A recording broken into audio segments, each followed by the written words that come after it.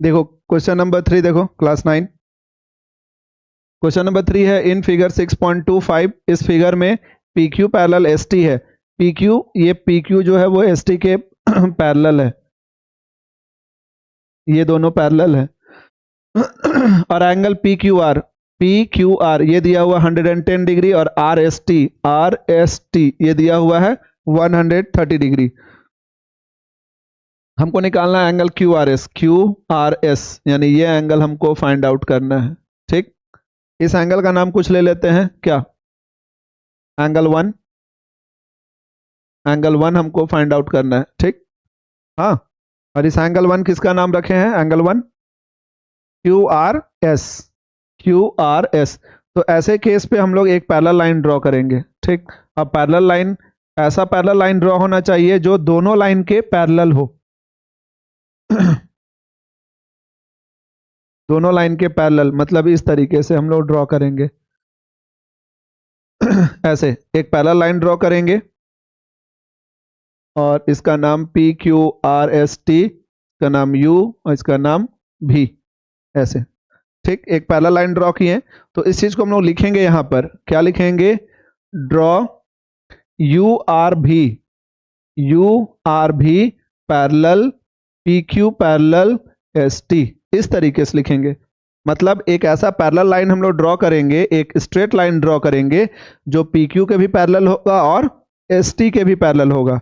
ये हम you R भी इसलिए लिखे, हम यू भी लिख सकते थे, लेकिन यू आर भी लिखने का मतलब है कि यू भी जो है वो कहां से पास हो रहा है? आर से, इसलिए हम ऐसे लिखे हैं। क्लियर है?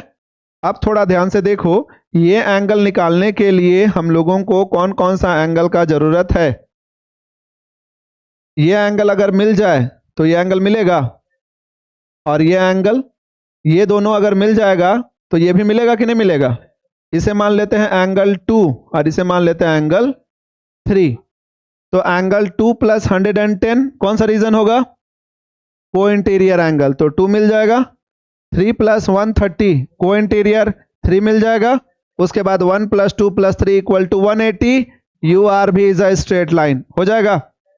तो शुरुआत हम लोग यहां से करेंगे, एंगल 2 प्लस 110 इक्वल टू 180, और रीजन लिखेंगे को इंटीरियर एंगल्स।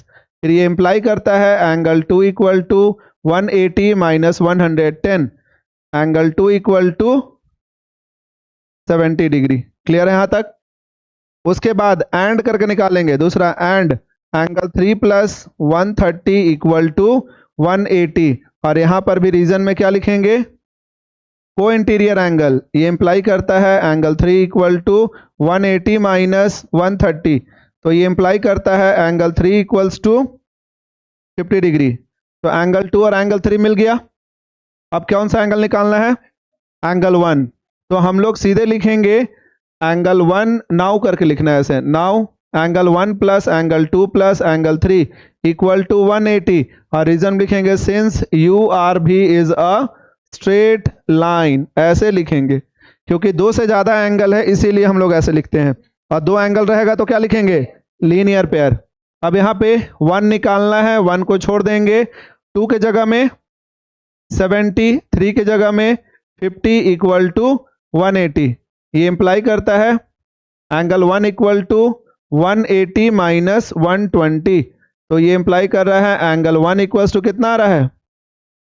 60 डिग्री। अब एंगल 1 मिल गया, एंगल 1 मिल गया तो उसका नाम भी वापस दे दो, therefore angle Q R S equals to 60 degree. समझ में आया कैसे बनाना है? इजी है, बना के देखो।